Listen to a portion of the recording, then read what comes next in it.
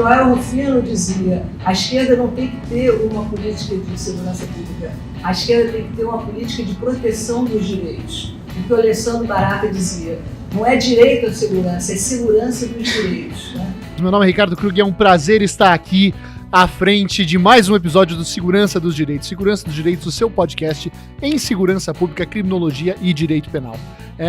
Eu quero dizer que hoje é um dia muito especial para todos nós, né? É um dia especial porque nós temos excelentes convidados hoje para a gente falar de um tema muito importante, né?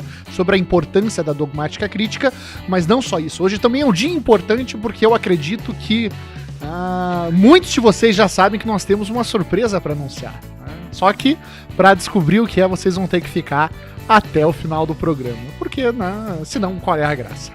Antes de mais nada, antes da gente começar o nosso debate, eu quero agradecer a presença de vocês, quero agradecer a nossa qualificada audiência e quero apresentar, né, os nossos palestrantes da noite, os nossos convidados e a nossa equipe já cativa, né, do Segurança dos Direitos. Eu vou abrir aqui a câmera de todo mundo, gente. Temos hoje aqui comigo a professora Juni Cirino dos Santos. Olá, boa tarde a todos. Trabalhando também na mesa o fantástico professor e advogado Rafael Borges. Olá, pessoal. Tudo bem? Prazer estar aqui de novo. E os nossos convidados de honra, professor doutor Jackson Luizílio e professor doutor Antônio Martins. Jackson, dê um alô pro pessoal. Saudações, boa tarde a todos. Um prazer estar aqui com vocês hoje. Antônio, dá um oi para todo mundo aí. Boa tarde a todas e a todos. Prazer estar aqui. Obrigado pelo convite, Ricardo, Rafael e Júnior. Prazer estar aqui com vocês. Um prazer estar com o amigo, grande professor Jackson Zilli. Show de bola. Gente, pra gente começar esse nosso bate-papo, né? Acho que o Rafa tem os avisos de praxe, né? Os recadinhos da paróquia. Rafa, manda ver aí. Queria lembrar a nossa audiência qualificada que a gente está disponível em todas as plataformas de áudio. Essa live vai ser devidamente empacotada no formato de um podcast e dessa forma ficará disponível no SoundCloud, no Spotify, na plataforma do iOS, em todas as plataformas de áudio que esse podcast já se utiliza comumente. Lembro também que a gente tem aquele nosso perfil no Twitter, onde rola bastante interação com a audiência, que é o @seguedireitos, e que nós temos também um e-mail, que é o seguranca2direitos@gmail.com, de maneira que não faltam ferramentas para a nossa audiência se comunicar com a gente. Essa comunicação é muito importante, ela alimenta a gente de novas ideias, de novos propósitos, e é isso que faz a gente seguir firme por aqui. Fantástico. Pessoal, como a maioria de vocês já sabe, né, como o título dessa transmissão, inclusive, dá a letra, né, hoje nós gostaríamos de falar sobre a importância da dogmática penal. Então, o nosso projeto aqui é de trabalhar em 3 blocos, cada um deles capitaneado por um dos hosts do programa, e já para a gente não ficar, né, gastando o tempo de vocês à toa e para a gente passar pro brilhantismo dos nossos convidados, eu passo de volta aí a palavra. Rafa, pode começar aí. O que você tem para falar para a gente começar esse debate? O que você acha importante?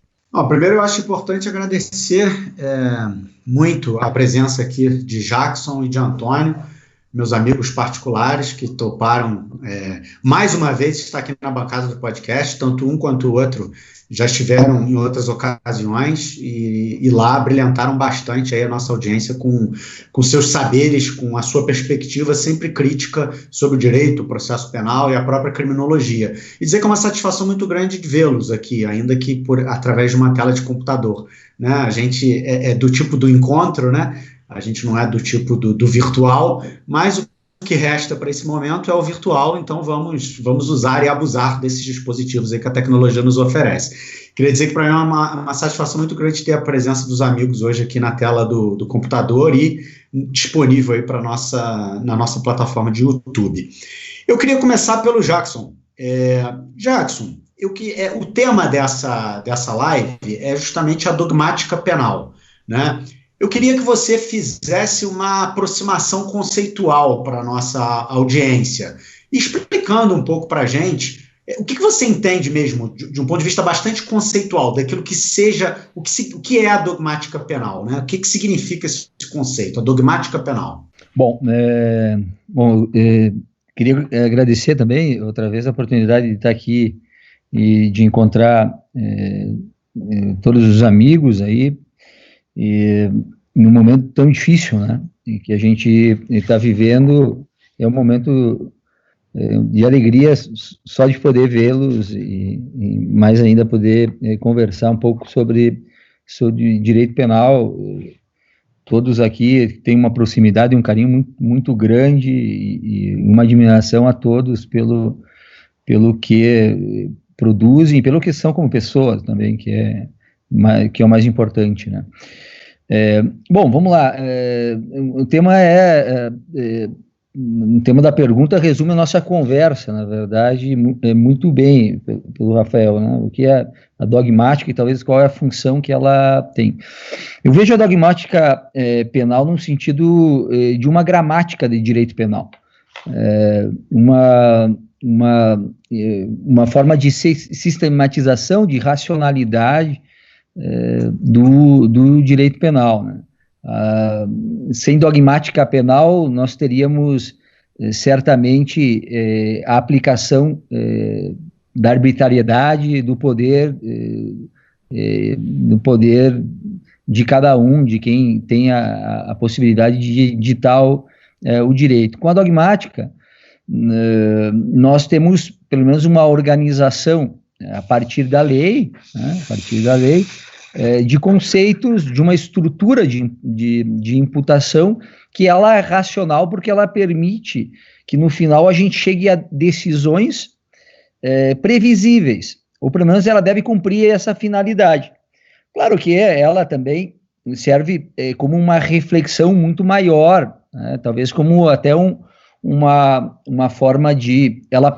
Não, e nesse sentido emancipadora, ela pode ser reflexiva sobre a própria sistema democrático que a gente vive, mas concretamente ela tem essa função de dar previsibilidade e de produzir decisões uniformes penal, né? Sem dogmática, talvez a gente tivesse decisões fruto da vontade individual das pessoas, dos juízes, né? A dogmática, portanto, consegue, uma boa dogmática, tornar isso racional. É claro que existem muitas críticas à forma, de que tipo de dogmática nós estamos falando, né? Nós não estamos falando de arte por arte, não estamos falando de um sistema abstrato que não tenha contato nenhum com a realidade, e tampouco estamos falando de algo que serve para mascarar os fins do direito, né? É possível fazer uma dogmática desse jeito? Sim, né? Se bem que o poder em si não necessita de dogmática, né? Aliás, o poder ele é arredio a qualquer controle, né? Parece que a dogmática penal como forma de racionalidade sobre o direito penal, sobre a questão criminal, ela pretende evitar isso, controlar o poder, né? E não mascarar. Algumas vezes o poder precisa dessa máscara, né? Para se colocar diante de uma ciência. Mas acho que a dogmática na visão democrática de um direito penal deve ser essa ferramenta com essas finalidades de racionalização, né, de previsibilidade, de impedimento de arbítrio e de sistematização para evitar decisões desuniformes. Acho que ela entra nessa ideia reflexiva também e prática, porque é uma gramática. Na verdade, tu não precisa do direito penal, da dogmática para fazer direito penal. Você pode fazer sim, certamente, mas a forma de controle já será mais perigosa. Da mesma forma que tu não precisa de uma gramática para se comunicar. Eu não preciso saber gramática para falar alemão, ou para falar português, ou para falar qualquer língua. Mas eu preciso da gramática para não escrever de maneira ambígua, para ser compreensível na linguagem. A gramática te explica de uma maneira correta o uso da linguagem para evitar equívoco, porque daqui a pouco ninguém se entende mais se não tiver uma gramática, se não tiver todo um sistema. Acho que ela vem desde esse ponto de vista. Aliás, é a única dogmática que me importa, né? Essa dogmática reflexiva sobre a democracia, como até o Antônio tem escrito, é uma gramática que vem dentro dessa perspectiva maior, né, mas também que concretamente serve de ferramenta de trabalho, né, sem a qual não é possível buscar uma racionalidade no direito penal, né. Agora, claro, eu acho que tu tem razão. A gente precisa saber o que nós pensamos por dogmática, porque daqui a pouco aí dentro do dogmática a gente pode entender que qualquer coisa, né, qualquer tipo de justificação do direito penal. Né? Não, beleza, a gente vai avançar aí na acepção de uma dogmática crítica, vamos dizer assim. Antônio, eu queria te fazer uma pergunta que também é uma aproximação da audiência, é um pouco mais dessa aproximação da audiência com o conceito de dogmática penal. A gente sabe que você tem uma grande experiência, você teve uma grande experiência acadêmica na Alemanha, né? A sua formação ela é muito ligada aos seus estudos, enfim, que você fez lá na Alemanha depois de ter concluído a graduação aqui no Brasil. E se tratando de dogmática brasileira, a ligação com a dogmática alemã ela é muito forte.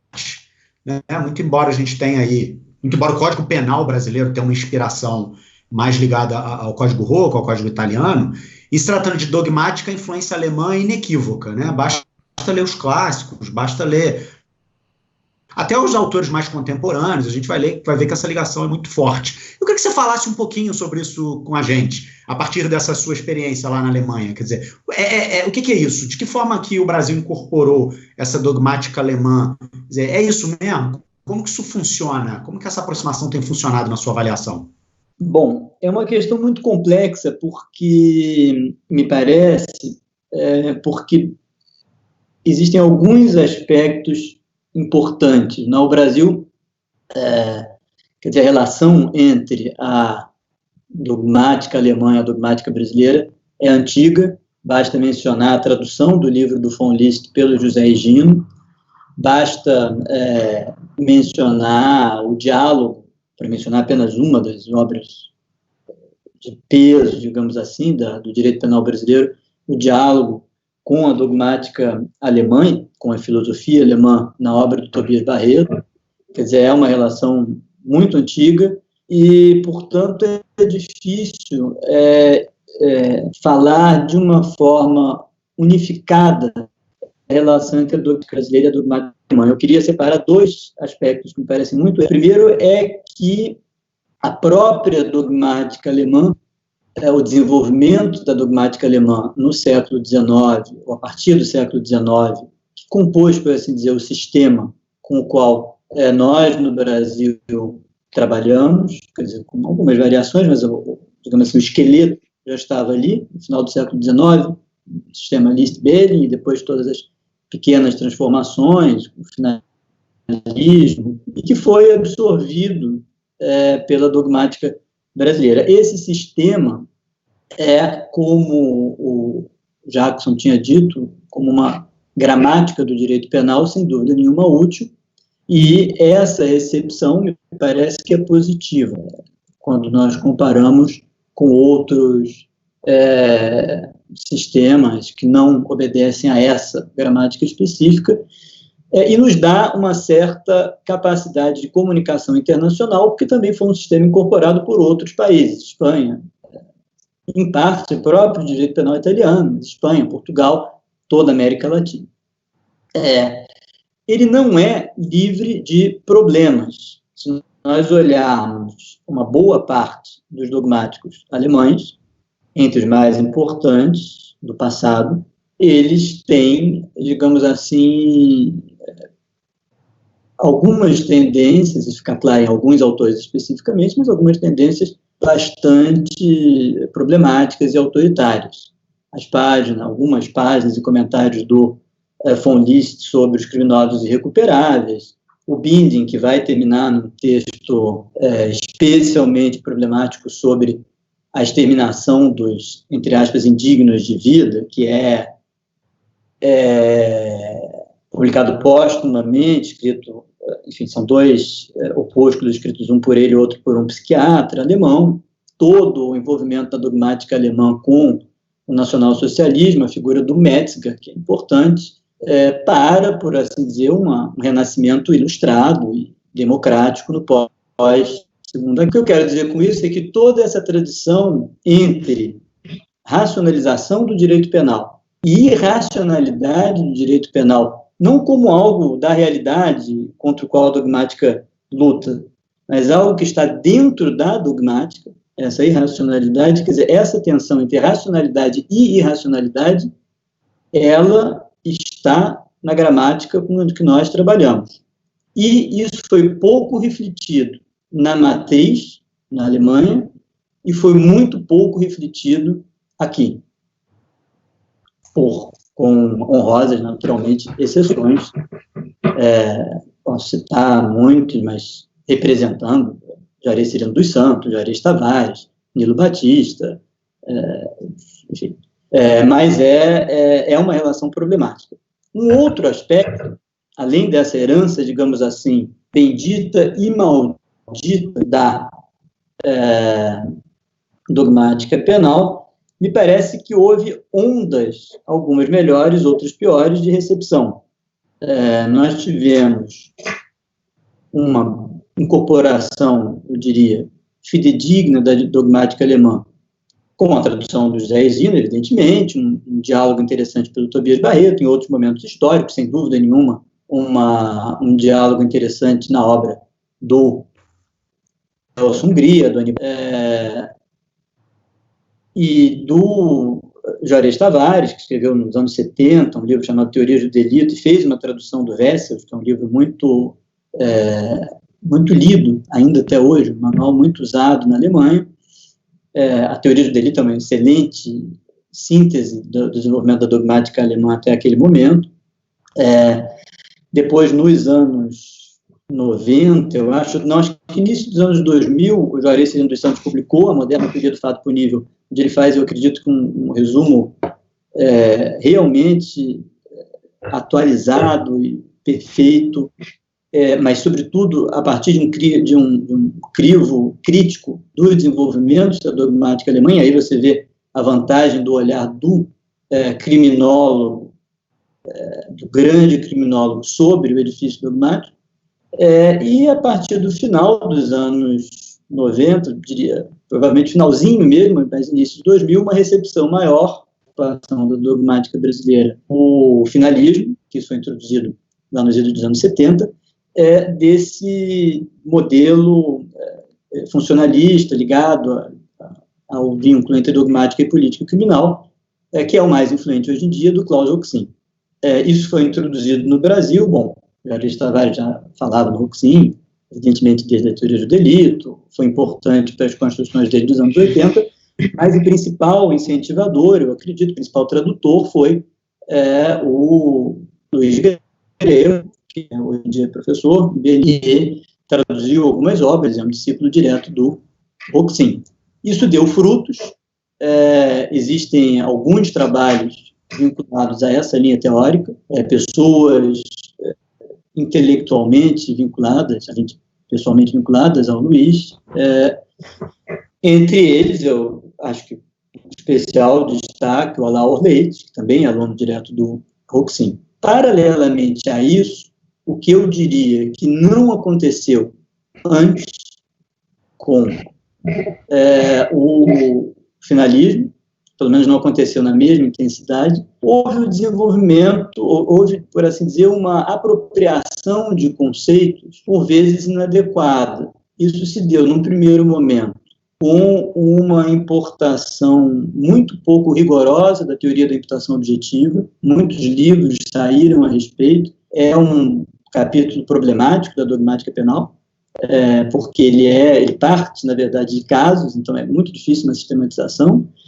Houve uma proliferação de livros a respeito, alguns que ficavam bem aquém de um nível de cientificidade. E, para terminar essa pequena retrospectiva que eu tentei fazer para responder essa pergunta, houve algumas incorporações na jurisprudência, inclusive jurisprudência superior, muito problemáticas.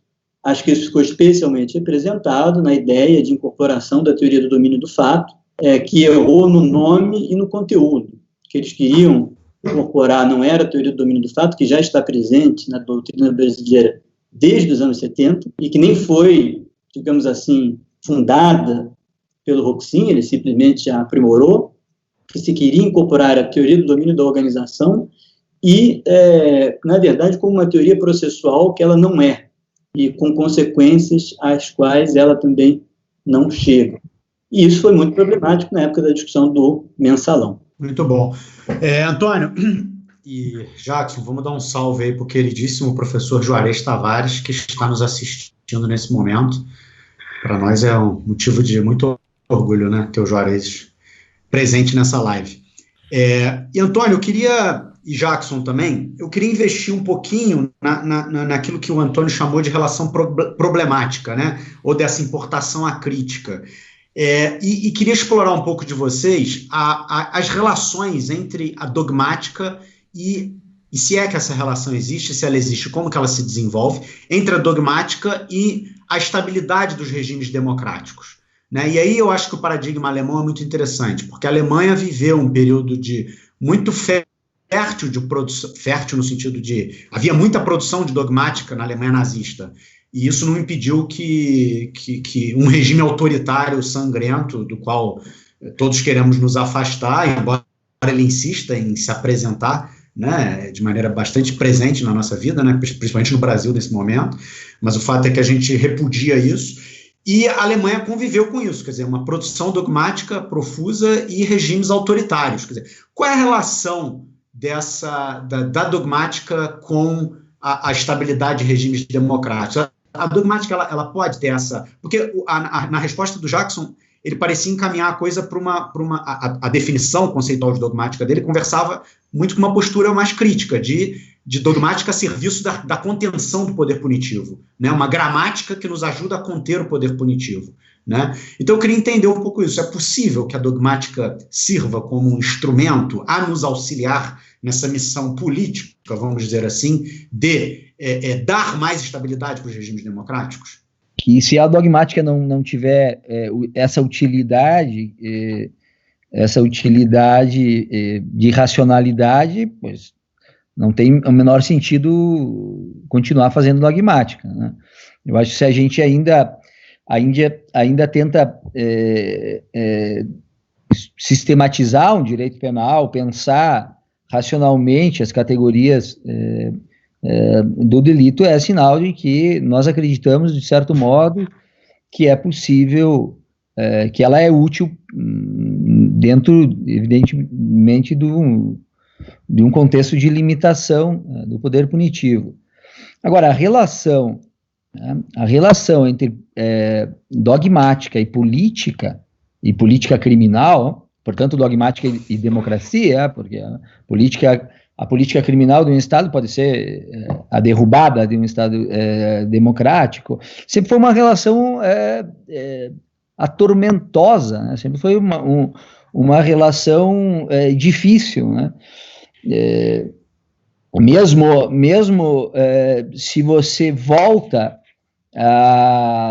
ao final do século XIX, ou seja, mesmo se a gente volte a trabalhar na obra do von Liszt, também a gente vai encontrar algumas contradições, né? Na própria, quer dizer, aquela ideia que ele tinha nos artigos do direito penal como uma barreira intransponível da política criminal, de certo modo, abandonada na ideia de fim no direito penal, por exemplo, no programa de Marburgo, em certa medida, porque ao assumir a neutralização frente a determinados tipos de sujeitos, ele evidentemente liberava um grande espaço para a política criminal de qualquer Estado seguir adiante. Era evidente que Liszt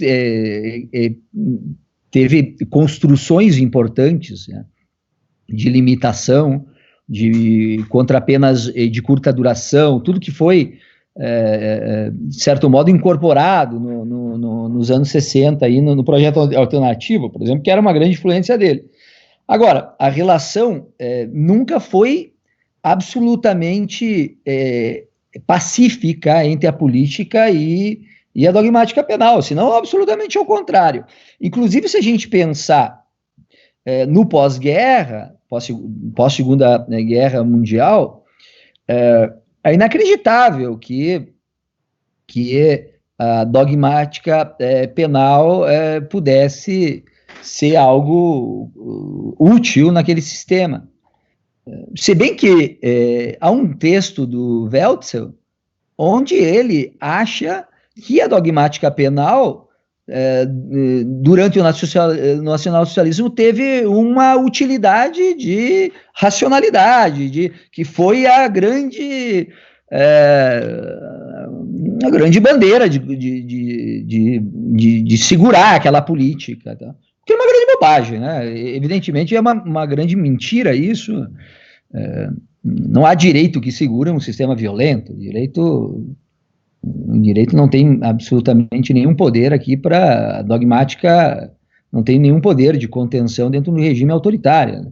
Ela serve como um verniz, uma técnica, mas as decisões já estão dadas, porque a política é uma política que consome completamente a dogmática penal.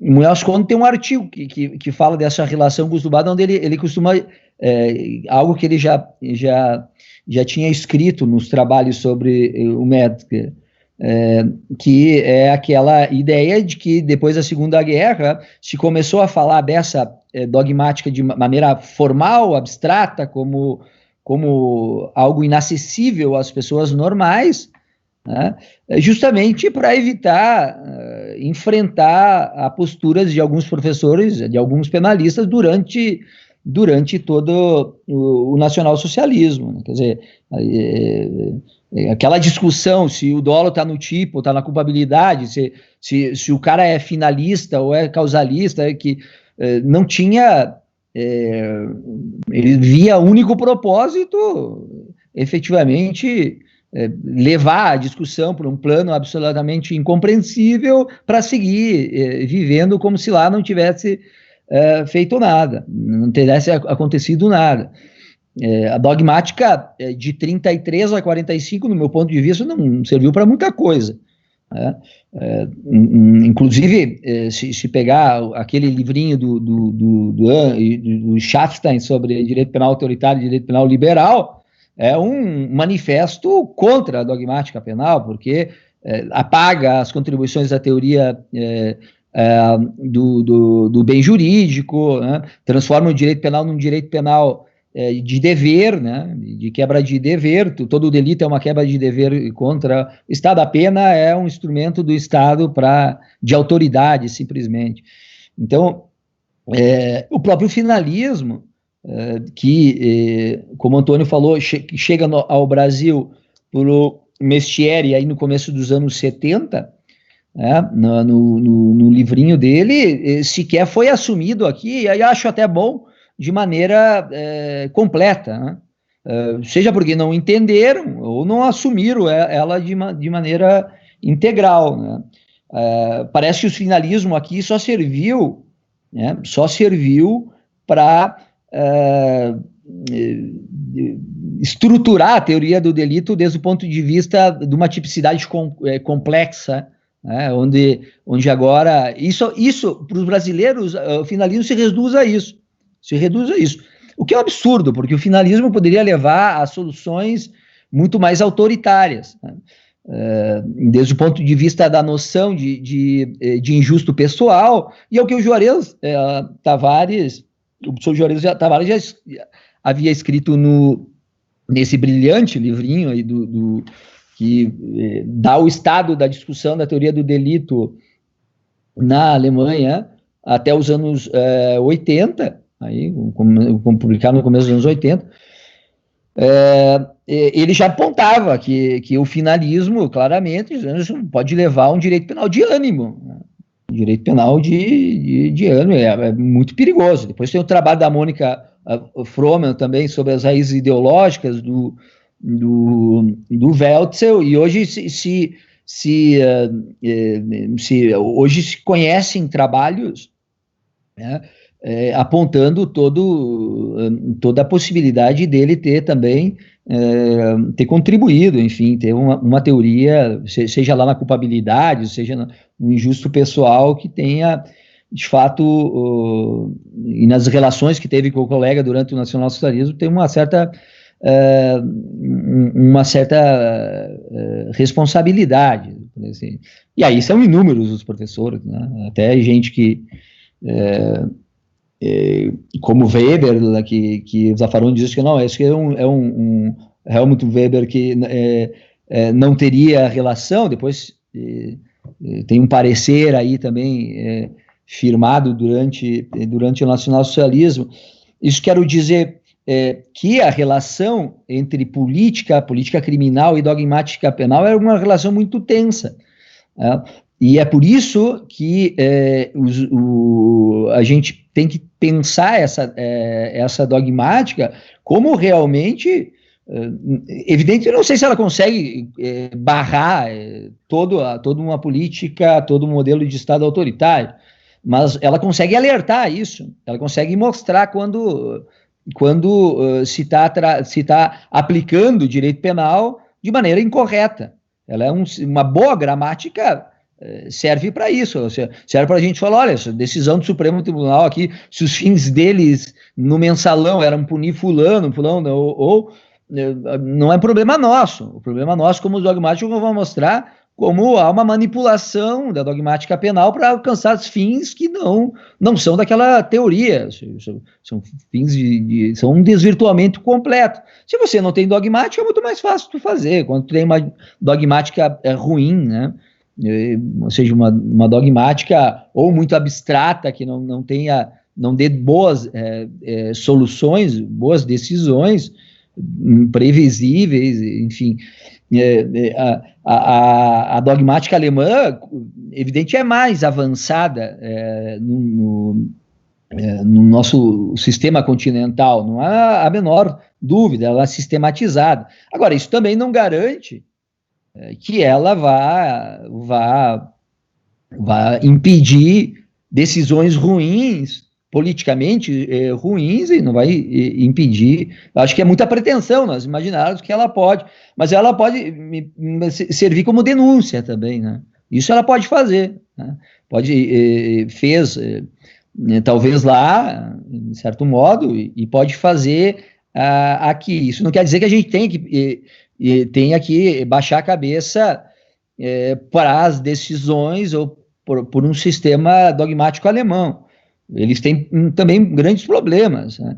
Basta pensar que, embora a teoria do bem jurídico na doutrina alemã tenha um desenvolvimento fantástico, ela é simplesmente abandonada pela jurisprudência, né? E a jurisprudência também, às vezes, incorpora algumas manifestações da doutrina que são também polêmicas, como o caso da autoria imediata mediante aparatos também, né, que de certo modo foi aplicado, e em alguns lugares errado também, lá na Alemanha, aplicado também, me parece, em delitos empresariais, porque seria um desvirtuamento até da ideia, porque há que pensar que ela é muito polêmica, porque aí não tem o sujeito da frente em erro, em um problema de culpabilidade nenhum, ou seja, trata-se de alguém plenamente consciente, não é tão simples assim. É por isso que quando o Roxin agregou tantos requisitos, é justamente isso é uma questão excepcional dentro da autoria imediata, né? Senão a gente não pode aplicar para a criminalidade econômica, embora isso seja um pouco polêmico também, mas a gente tem que tomar um pouco de cuidado, porque acho que uma das formas da gente evitar que a gente faça arte por arte, ou que seja consumido por uma política que algumas vezes é irracional, E política criminal há de tudo que é jeito. Há políticas criminais que são adequadas ao Estado de Direito e há outras que não. Tá? Então, eu acho que a dogmática pode alertar nisso. E acho que ela tem que ter uma coisa que muita gente não falava, e eu acho genial. Eu fui até buscar onde estava isso nesse livrinho do professor Juarez Tavares, onde lá no início, na página 5, ele diz, olha, um direito, e ele, enfim, um dogmático por excelência, refinadíssimo, enfim,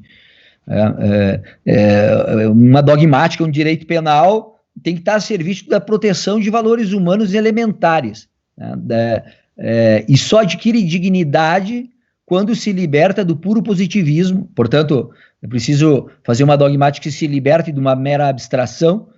Ela serve para dar decisões justas também, né, garantir esses valores elementares, e passa a entregar uma ordem social que garanta ao homem a plena realização de sua individualidade e sua potencialidade. Isso é uma dogmática de séria, né?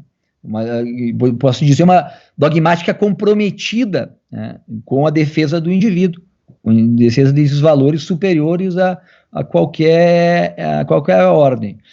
Em resumo, ela, evidentemente, talvez não tenha esse poder que a gente imagina, né? Agora, não ter ela é pior. Não ter ela é pior. Talvez ela possa servir como um semáforo vermelho para nós. Olha, cara, o nível de democracia do sistema de imputação é zero. Assim. Esse tipo de decisão, esse tipo de entendimento do que é legítima defesa, do que é culpabilidade, do que é tipo objetivo, isso é um absurdo. Isso leva talvez para isso ela sirva, e eu acho que já é uma boa razão para continuar estudando dogmática. Isso, se não for assim, um criminólogo como o Sr. Juarez não ia se interessar certamente por estudar dogmática penal, e só vê na dogmática penal uma forma de denúncia também da irracionalidade do direito penal, né? Só aproveitar e registrar, o professor Jacinto Coutinho está nos ouvindo nesse momento, também o professor e queridíssimo amigo, defensor público lá de São Paulo, Patrick Cassiceto, também a Kátia Tavares, Cláudia Roberta Sampaio, Flávia Edson Amaral, Maria Goretti, o queridíssimo Marcos Peixoto, também lá do Rio de Janeiro. A audiência hoje está bem especial aqui, para o Antônio e para o Jackson. Vai lá, Júnior. Mas eu queria aproveitar, Jackson, que você já estava falando um pouco, né, sobre a necessidade da gente estudar dogmática crítica, sobre a necessidade da academia produzir uma dogmática crítica e uma dogmática crítica de muita qualidade. Mas eu queria saber de você um pouco mais específico. Eu sei que você já pincelou um pouco isso nessa tua fala anterior. Eu queria saber de você um pouco mais especificamente, considerando a tua posição enquanto promotor de justiça no Paraná, a partir, né, então, dessa tua experiência profissional, da tua experiência a nível internacional também, porque sei que você fez teu doutorado na Espanha, queria saber de você um pouco como você enxerga especificamente a aplicação da dogmática no Brasil pelos operadores do direito. Eu queria que você comentasse isso um pouco mais. Acho que a dogmática no Brasil é pouco levada a sério, né? Acho que uma das razões, talvez, que a gente tem uma disparidade de decisões. Acho que uma dogmática que fosse assentada nessas premissas que eu falei, não impediria, pelo menos, tanta divergência na aplicação do direito penal no Brasil. O direito penal do Brasil, no meu ponto de vista, hoje é uma completa confusão, né? Assim, a gente nunca tem segurança, em quem estuda direito penal, imagino de quem é imputado, do que vai acontecer. Não tem uma previsibilidade. Isso é muito ruim. Acho que esse é o sinal de uma dogmática penal mal aplicada, né?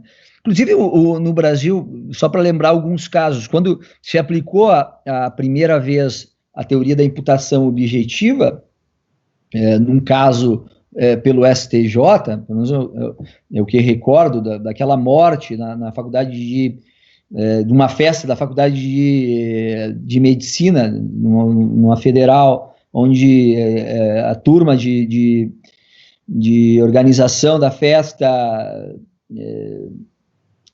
alugou uma casa e apareceu alguém morto na piscina e todo mundo foi imputado por aquele fato. O tribunal não trancou, chegou no STJ, e o STJ, na verdade, fez toda uma fundamentação para aquela confusão que era a imputação objetiva no Brasil. As pessoas não entendiam a diferença sequer entre causalidade e elementos normativos, aqui valorativos para a contenção dessa causalidade, que era outra coisa. Fez uma completa bagunça, né? Embora tenha chegado a resultados corretos, porque acabou trancando aquela ação penal que era um absurdo, mas a fundamentação era evidente, a confusão entre relação de causalidade e imputação objetiva. A relação de causalidade até existia naquela situação. O que não existia era a possibilidade de imputação do resultado como obra pessoal de quem integrava aquela condenação. Era outra confusão. Esse é um exemplo claro para ver como o desconhecimento da dogmática pode levar a esse tipo de situação. Depois o desconhecimento do domínio do fato pelo Supremo Tribunal Federal, como o Antônio falou, é outro exemplo de que não é que a nossa dogmática, o que nós construímos de dogmática seja ruim, senão é exatamente o contrário. A gente tem uma tradição de teoria diferenciadora entre partícipe e autor. E tem um livro magnífico do professor Nilo Batista, por exemplo, aí também no final aliás, antes da reforma de 84, o livro, que era suficiente, me parece, para dar conta de uma boa decisão sobre a autoria naquela situação. Não precisava nem ler a monografia famosa do Roxin, que embora também pudesse ter acesso por outros meios, né? Poderia ler diretamente a parte da autoria e participação no domínio fato dele, mas Roxin desenvolveu a teoria de uma maneira bastante didática e clara. Mas essa teoria já está no Weltzel também, é muito anterior. E aí, recordo também que um outro ministro chegou a dizer que ele, na verdade, não precisa ler doutrina, né? Não precisa ele decide o que ele pensa, né? Aí, realmente...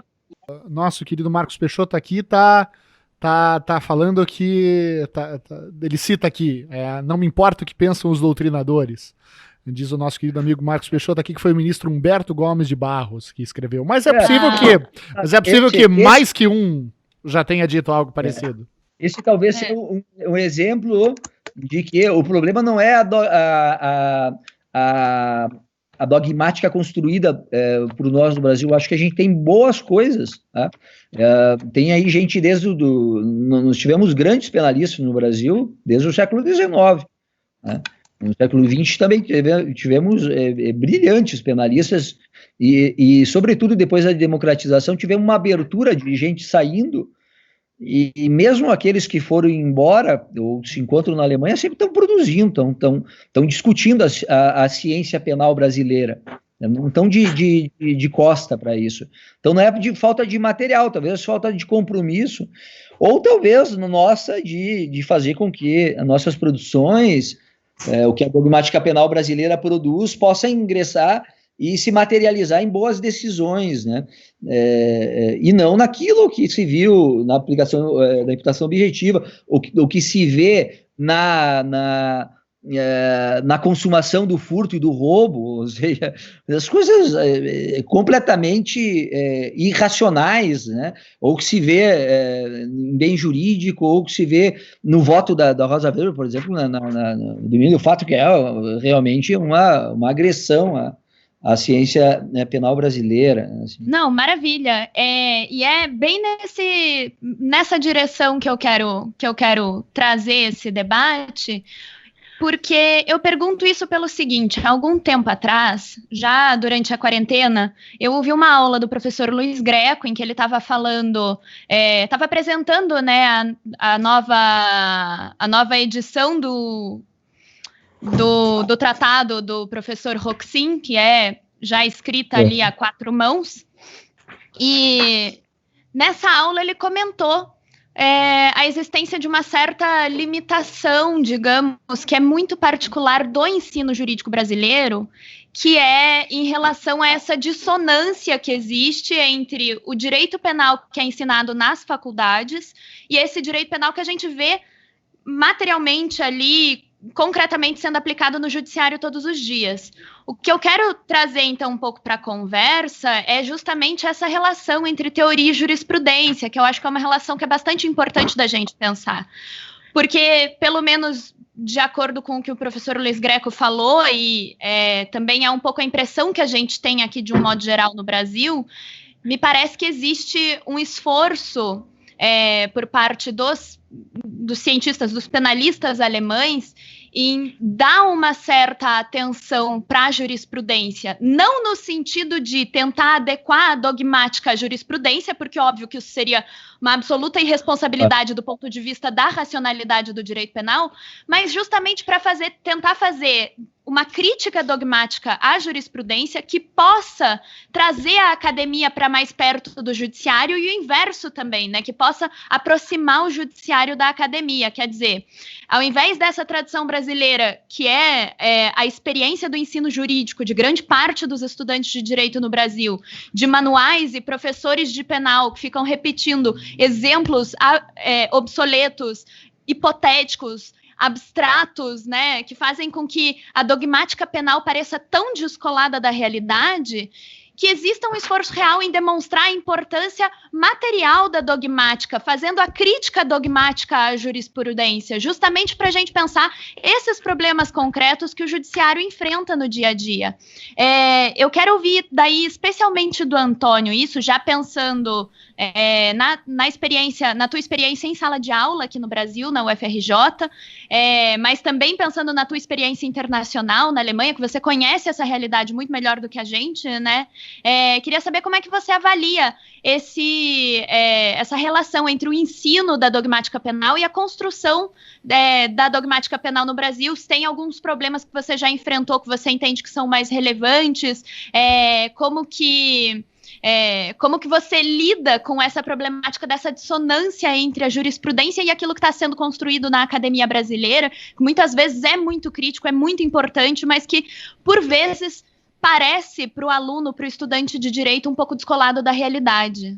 É um ponto muito importante. Eu acho que ele se liga, digamos assim, que o aspecto teórico, material mais importante, se liga com a pergunta do Rafael anteriormente, que é a relação fundamental é a relação entre dogmática e democracia. Talvez não seja o mais óbvio, mas é o cerne da questão. Quer dizer, esse fluxo entre discurso dogmático, debate político e justiça, racionalidade de casos concretos, só funciona se a dogmática tiver uma influência sobre a jurisprudência. Ou seja, não adianta nada imaginar um diálogo entre acadêmicos, teóricos e um legislador distante que não passe por uma instância jurisprudencial. E essa relação, naturalmente, tem que ser uma relação discursiva, portanto, uma relação de ida e volta, não é uma relação dialogal. Eu, sem dúvida, concordo com o que o meu amigo Luiz Greco disse.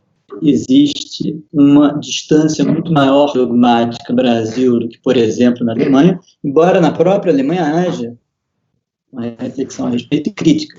Quer dizer, não existe, digamos assim, um ideal. Agora, por parte da dogmática, sem dúvida nenhuma, existe mais atenção a decisões jurisprudenciais. A dogmática alemã, em boa parte, ela é feita a partir de casos concretos. E aqui existiu por muito tempo uma certa desconsideração da jurisprudência por boa parte da dogmática penal. Isso é um aspecto. Um outro aspecto é o que o Jackson já apontou, que você apontou, uma desconsideração da dogmática, uma certa desatualização da jurisprudência em relação à dogmática, ou despreocupação técnica. Não existe, naturalmente, uma forma de você equilibrar isso, a não ser com uma construção, enfim, primeiro em sala de aula, a partir de livros, e que leve em consideração a jurisprudência, que tente estabelecer uma relação de mão dupla, digamos assim, entre dogmática e jurisprudência. A questão... eu não concordo que a dogmática brasileira seja especialmente crítica. Eu acho que há excelente produção crítica na dogmática brasileira. Um aspecto, aliás, que ficou um pouco de fora da retrospectiva que eu fiz na minha primeira resposta. Nos últimos anos existe excelente dogmática crítica que escapa, digamos assim, a algumas linhas principais, alguma, inclusive, vinda diretamente da Alemanha, pessoas que estudaram com dogmáticos ou pensadores do direito penal alemães e que eram também, ao mesmo tempo, pessoas que se preocupavam com decisões jurisprudenciais e aplicações concretas. Enfim, há muitos exemplos, Helena Lobo da Costa, com Hassemer, Fábio Dávila, que fez o pós-doutorado com Pritchett, Bruno Bonicore, que fez um doutorado agora excelente com o Pritchett também, mas muito mais ligado à teoria do reconhecimento, do Honneth, meu querido amigo, que fez uma desconstrução da desconstrução crítica, Federico Figueiredo, que escreveu um extraordinário trabalho, lamentavelmente ainda não traduzido para o português, pessoas que não estão tão ligadas, talvez diretamente à Alemanha, mas que estão ligadas a gente na Espanha, que está ligada a gente na Alemanha, não vou nem falar do Jackson, que é óbvio, mas a Anelisa Bechara, enfim, existe uma construção crítica, sem dúvida nenhuma, inclusive de influência da dogmática alemã, mas eu acho que uma boa parte da dogmática que é produzida no Brasil ela é muito subserviente à lei. E uma dogmática que é subserviente à lei, ela se faz, por assim dizer, pouco respeitar pela jurisprudência que acha que, bom, se é só isso mesmo, basta aplicar a lei. Bom, sobre aquele eixo central entre democracia, jurisprudência e dogmática, me parece o seguinte: um trabalho fundamental é o de fazer com que aquela gramática, que o Jackson se referiu na primeira resposta dele, por mais que ela possa ter alguns aspectos mais ou menos atemporais ou menos contingentes, que ela sirva a uma ordem democrática a partir do momento em que há uma ordem democrática. Eu não tenho nenhum compromisso científico que não seja balizado, influenciado pela ordem democrática. Quer dizer, eu não me sentiria à vontade de dizer que eu faço uma dogmática perfeita num regime autoritário. Agora, ainda que uma dogmática com intenção racionalizadora possa significar uma certa contenção do poder autoritário. Essa influência, essa renovação das categorias dogmáticas a partir de uma perspectiva democrática, ela só se aperfeiçoa no momento em que ela chega à decisão jurisprudencial. E isso marca, eu diria, inclusive, uma tensão própria do pensamento dogmático, que é essa tensão entre sistematização do conhecimento, interpretação da lei como sistematização do conhecimento, e, ao mesmo tempo, um caráter antissistemático. É nessa dialética que funciona a dogmática, porque, ao fim e ao cabo, o que nós queremos é uma aplicação justa, de acordo com princípios de justiça, princípios de garantia, uma aplicação dos grandes sistemas chegar a terríveis. Se isso não for influenciado ou irritado, digamos assim, pelo caso concreto, nós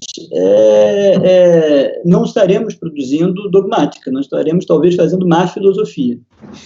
Se isso não tiver influência para solucionar, digamos assim, dúvidas de aplicadores do direito, nós, outra vez, talvez estaremos, inclusive, fazendo boa dogmática, mas não vai adiantar nada. Quer dizer, o que aperfeiçoa o sistema democrático do direito penal é uma dogmática que possa ter alguma influência sobre o legislador na confecção das leis e que, ao mesmo tempo, em atenção ao princípio da legalidade, respeite as decisões democráticas do legislador na medida em que essas decisões estejam de acordo com um sistema de garantias constitucional, que não baliza só a dogmática, mas baliza também o legislador, e, ao mesmo tempo, uma dogmática que chegue à linha final e que interprete aquelas decisões democráticas do legislador para que elas possam ser aplicadas pelo juiz, no caso concreto, e que, ao mesmo tempo, ouça, veja nos casos concretos o que acontece de verdade. Quer dizer, não adianta a dogmática se preocupar com o tio que manda o sobrinho passear na tempestade só. É preciso ver quais são os problemas reais que surgem. Um bom exemplo de como isso pode funcionar e de como isso pode não funcionar, me parece ser ainda a categoria do bem jurídico, que é uma categoria forjada no século XIX, em outro contexto, mas que ela é reaproveitada no pós-guerra, com uma intenção, por parte do discurso dogmático, de influência sobre o legislador. Quer dizer, quando Hasselmer faz essa divisão entre bem jurídico como categoria sistemática e como categoria crítica, imanente e transcendente, quer dizer, a ideia é influenciar o legislador, influenciar a jurisprudência. Houve uma participação ativa no debate público na Alemanha, que não significa dizer que foi uma relação de causa e efeito única. É claro que não foi a teoria do bem jurídico que mudou o direito penal sexual na Alemanha, que mudou o direito penal sexual na Alemanha, foi um desenvolvimento social. Agora, a participação do discurso científico, do discurso acadêmico, para essa racionalização e transformação do direito penal sexual se deu através da categoria do bem jurídico, que é um discurso que pretende ter uma influência democrática como qualquer discurso. E, de outro lado, se pretendeu, com a categoria do bem jurídico, também exercer uma influência sobre o aplicador direto da lei. E isso funcionou em alguns momentos, em outros não, e teve uma decisão, um revés, digamos assim, acho que o Jackson já mencionou, passando por uma decisão do Tribunal Constitucional Alemão, sendo que, embora o resultado não tenha sido no mesmo sentido, era sobre a discussão sobre a proibição do incesto na Alemanha, é crime, o Tribunal Constitucional considerou que isso era legítimo, mas, embora a decisão tenha sido contra o que qualquer pessoa que conheça a teoria do bem jurídico defenderia, toda a decisão do Tribunal Constitucional, houve um voto divergente importante do Hasselmer, mas a maioria decidiu por isso, mas toda a decisão se vale da categoria do bem jurídico, que é uma categoria dogmática, para fundamentar uma decisão, ao meu ver, equivocada. Ou seja, de modo que como em qualquer caso de uma contribuição discursiva, argumentativa, ninguém pode garantir que aquilo que o discurso científico, acadêmico, como se queira chamar, produz, vá ser ouvido, vá ter influência. Agora, a intenção tem que ser de uma influência, e eu acredito que o sistema se perfecciona na medida em que há essa influência recíproca, essa via de mão dupla, não é? Entre categorias dogmáticas, aplicação jurisprudencial e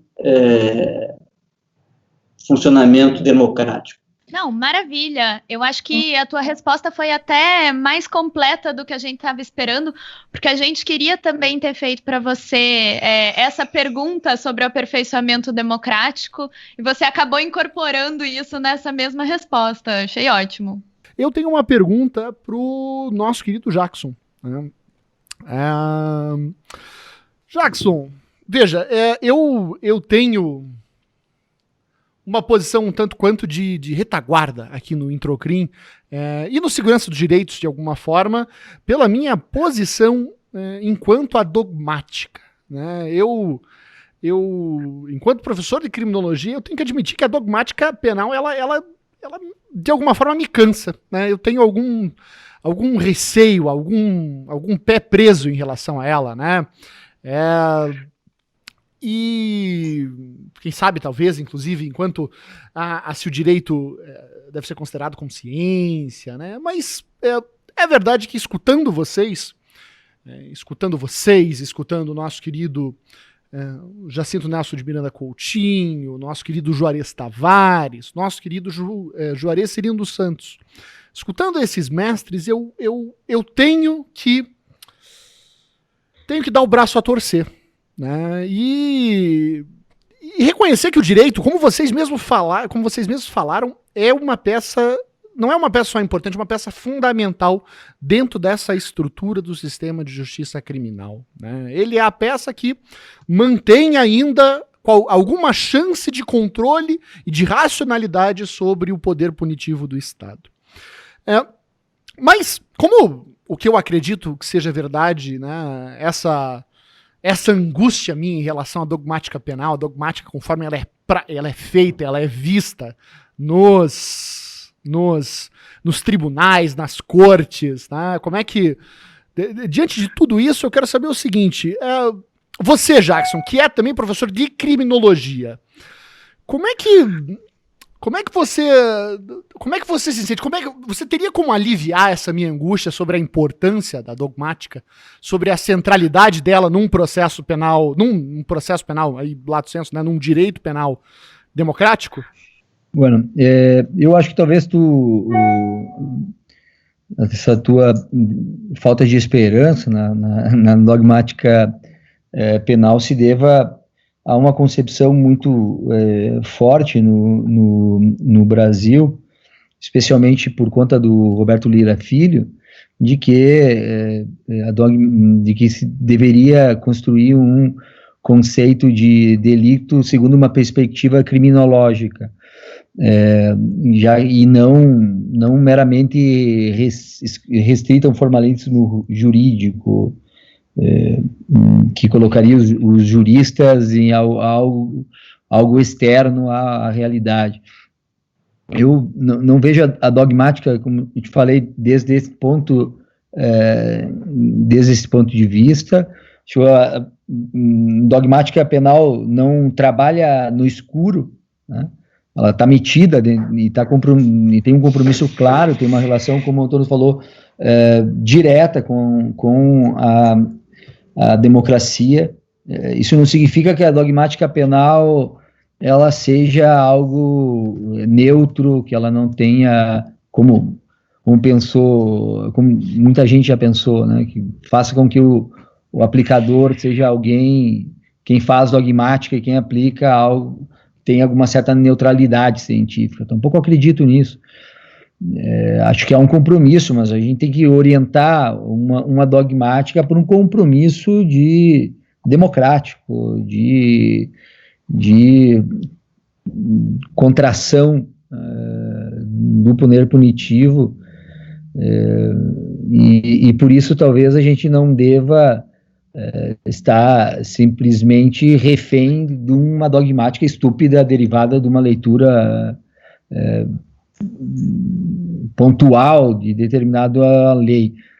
É evidente que a dogmática penal se constrói a partir de um plano abstrato, de um desenho abstrato de lei, através dele que a gente pensa, mas essa é uma lei que também não está sozinha no mundo, né?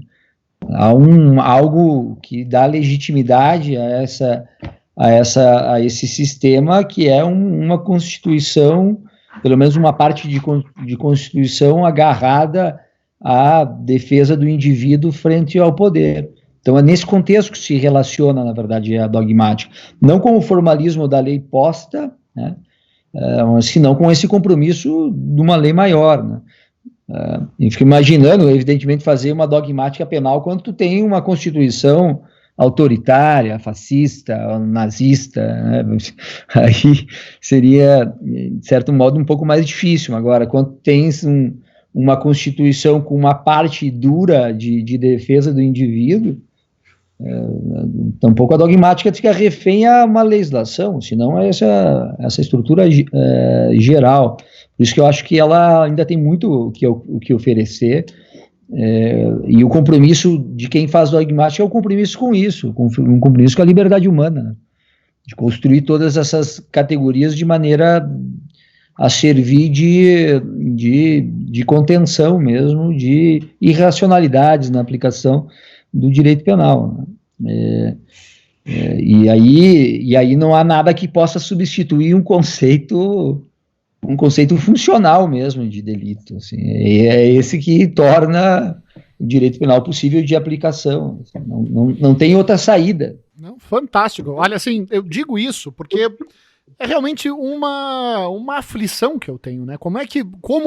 Como diante de tantas, né, de tamanha incapacidade, né, ou eu gosto de pensar que é incapacidade porque a alternativa seria pensar de que se trata de mau caratismo, né? Eu gosto de pensar, então, nesses termos. Acho que me faz dormir melhor à noite. É que é muito difícil, efetivamente, a gente pensar e trabalhar, né? Acordar todos os dias, tirar lá a cabeça do travesseiro, tomar um banho, começar o dia pensando que, poxa, tudo que eu estudei, como é que isso vai ser levado para frente, né? Será que o juiz que está ali na frente vai conseguir compreender o meu argumento? Será que... É exatamente por isso que tu precisas de uma dogmática penal comprometida. Porque tu pode falar, não, mas a dogmática penal, no final das contas, legitima o direito penal, é uma forma de dar mais legitimidade. Mas não é de todo o direito penal, né? A gente quer dar legitimidade ao que realmente é inevitável. Interessa, isso, né? Exatamente, porque não é. Veja, eu acho que a tua colocação, acho que lá no começo da nossa transmissão, é fundamental e é cristalina em relação a isso, né? Não é qualquer direito penal que a gente está buscando implementar e garantir, né? É um direito penal enquanto exercício e limitação do poder punitivo, não é mesmo, Jackson? Exatamente. Fantástico, fantástico. Gente, eu tenho uma última pergunta, eu quero direcionar essa pergunta ao meu querido amigo Antônio. Antônio, a verdade, eu quero escutar do Antônio primeiro, depois eu vou passar para o Jackson, porque essa é uma pergunta com o risco da nossa audiência, né, ou de pelo menos parte da nossa audiência millennial, de não compreender a referência, eu gostaria de virar para o lado B aí do nosso programa agora. E eu queria saber de ti, Antônio, qual foi aí na sua experiência, a aplicação mais bizarra do direito penal, da dogmática penal que você já viu? Tu tem algum caso, alguma coisa assim, onde você falasse, pô, isso aqui, como é que eu explico isso aqui, né, para os meus alunos? São tantas, mas não sei se eu vou lembrar de alguma, assim de improviso. Bom, já citei o caso do aplicação pela jurisprudência, né, Ricardo? Você diz. Porque também tem aplicação, assim, de categoria dogmática pela própria doutrina, não, às vezes... Veja, às vezes... Se você conseguir me dizer, por exemplo... É que, assim, lógico, a gente vai buscar na jurisprudência o que a gente imagina ser o necessário para uma realização de uma dogmática, mas eu acho que, como meu mestre e orientador, Maurício Dieter, sempre fala, né, isso não... Essa jurisprudência não surge do nada, né? Isso tem que crescer em algum lugar, isso tem que se desenvolver em algum lugar. E nós, né, professores, somos também corresponsáveis por isso onde chegou. Então, se você me diz que você tem histórias mais complicadas, assim, não necessariamente vindo da jurisprudência, mas vindo, quem sabe, da sala de aula mesmo, né? Da esquematização, da manualização. Poxa, fique à vontade, aí o palco é seu. Apropriação completamente indevida, mas muito comentada já, mas já vi participação na jurisprudência, já vi participação dolosa em crime culposo, já vi bis in idem em casos absurdos, enfim, o sujeito de ser punido tanto por fazer parte, sem nenhuma contribuição efetiva, ser punido tanto pelo delito, isso é recente, inclusive, tanto pelo delito de lavagem quanto pelo delito de organização criminosa, quer dizer, ele é punido 2 vezes por participar de organização. Já vi em comentário doutrinário os maiores absurdos sobre o que seria um delito material, que, por exemplo, você, ou formal, obstruir a justiça, por exemplo, obstrução de justiça seria, já vi isso mais de uma vez, seria delito formal. Se atrapalhar é formal. São assim, exemplos que me vêm, mas certamente se eu parasse para pensar, viriam outros. Existem casos assim bastante estranhos, mas esses assim os que me ocorrem direto agora, de improviso. Então, quero dizer o seguinte, viu? Quero deixar o convite aí, então, para os nossos convidados e também para a nossa qualificada audiência, que se vocês tiverem situações de utilização bizarra do direito, né, onde você olha e fala, como é que é esse sujeito? Opa, diga lá. Eu tenho batido muito, que eu acho interessante, isso eu bato em sala de aula, que é muita gente que deriva e que chega à conclusão que, no final das contas, por uma diferença de pena, o delito de resultado passa a ser subsidiário do delito de perigo. A esse ponto nós chegamos. O delito não pune pelo delito de resultado, mas quer punir pelo delito de perigo. Não. Olha, o resultado acontece. Me contaram uma coisa também. Você vê que vem aos poucos. Me contaram uma coisa extraordinária, que é o seguinte: como existe, eu paro nessa, mas só para mais uma, que eu acho que é atual, é muito importante. Como existe uma assimetria na normatização brasileira dos delitos de corrupção, entre a corrupção passiva e ativa, quando não se consegue, por exemplo, chegar à conclusão sobre o que seria o corruptor, mas não há, enfim, o intento de determinação de um ato de ofício ou algo assim, tentam de qualquer maneira colocá-lo como coautor ou partícipe do delito de corrupção passiva. E isso, pelo que me disseram, assim, acontece direto. Então, você ou fica todo mundo na ativa, ou fica nas duas, ou joga todo mundo para passiva, enfim, de uma forma qualquer para punir. Você tá doido? Isso parece que acontece. Fantástico. Então, olha, gente, eu fiz essa pergunta, né, como eu estava falando. Se vocês, nossa querida audiência, tiver aí casos de aplicação onde você olha para lá, olha para o papel, olha para o processo e fala, meu Deus do céu, como é que isso aqui pode ser considerado direito? Como é que esse sujeito se formou numa faculdade de direito? Mandem para nós. Né? Tem lá os links que o Rafa já citou lá no começo do programa. Também tem o contato@introcrim.com. Vocês fiquem à vontade, vai ser um prazer receber. E quem sabe a gente faça um programa aí de as decisões mais pitorescas da jurisprudência brasileira. Mas antes da gente encerrar e ou anunciar qual é o nossa grande surpresa da noite, eu quero perguntar pro Jackson. Jackson, você acha que está mais vinculado aí à prática penal, né, por assim dizer, para além do exercício da academia? Você tem algum caso, algum exemplo assim, onde tu pudesse, que tu te lembras assim e te chamou a atenção? Antes de você responder, quero mandar um forte abraço ao nosso querido amigo, também professor de criminologia, Saulo de Carvalho, que também acabei de ver aqui, tá nos acompanhando. Saulo, um grande abraço. A nossa qualificada audiência realmente está em peso hoje. Jackson, tens algum conto aí para compartilhar conosco? Sei, não me vem a memória, porque eu acho que os casos bizarros já viraram a regra no sistema de justiça, né? Teoricamente, há muita discussão, né, interessante aí, desde de tentativa com dolo eventual. Eu vi em várias situações, impossibilidade, que também nunca entendi, um argumento, a gente vê em geral, de que não cabe insignificância em um delito de perigo, né? Também não consegui entender, porque se cabe, é uma coisa impressionante. Isso se reproduz, especialmente na questão do tráfico, de maneira regular, né? Uma vez me enviaram um delito de tráfico por omissão imprópria também, um familiar que não teria a obrigação de impedir o tráfico de droga do filho. Isso é uma das pérolas do Tribunal Paulista, né? Enfim, acho que tem muita loucura aí na aplicação do direito penal, que é justamente uma comprovação de falhas dogmáticas gravíssimas, né? Claro que algumas opções dogmáticas podem levar também a decisões absurdas, né?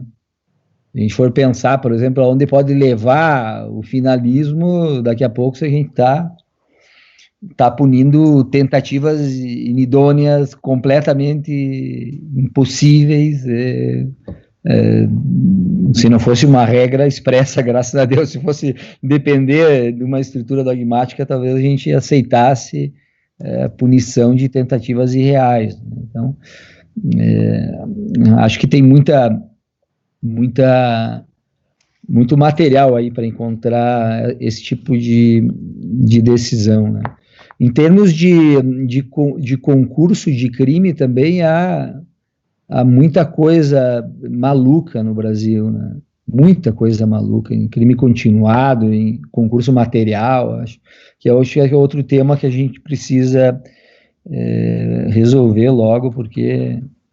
E de conflito aparente também, não só nos materiais, no conflito aparente, seria um bom livro de tentar, em cada um desses temas, mostrar como se pode chegar ao absurdo dogmático, né?